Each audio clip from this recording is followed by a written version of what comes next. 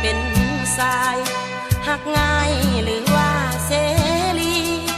บ่เสื้อถามอายเบิ่งติคนดีเสื้ออายเถิดนาเสื้ออายเถิดน้องเนื้อทองนวลน้องคนงาม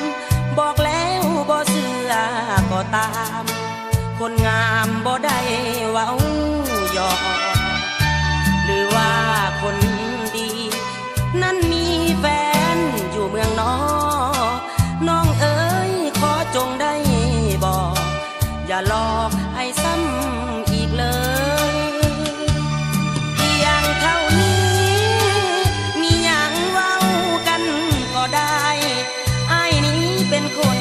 ใจง่ายถือใจมอบให้หมดเลยจะเป็นกายใจยินดีให้น้องเสยถ้าแนมหักจริงน้องเอ่ยอย่ามัวเสยอยู่คนงามถ้าน้องได้อาย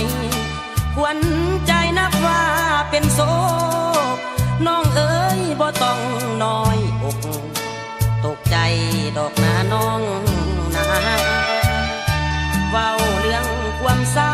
ำละกรรมนั้นบ่มีทางยอมเสียสละทุกอย่างสร้างฝันให้กลายเป็นจริง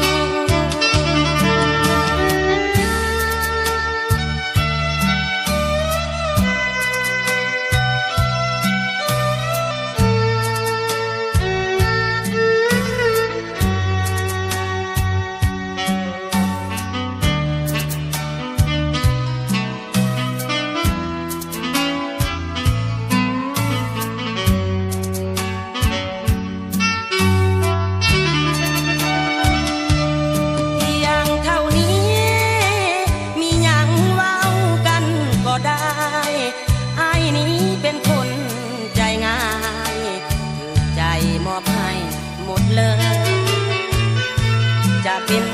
กายใจยินดีให้น้องเสยถ้าแนมหักจริงน้องเอ่ย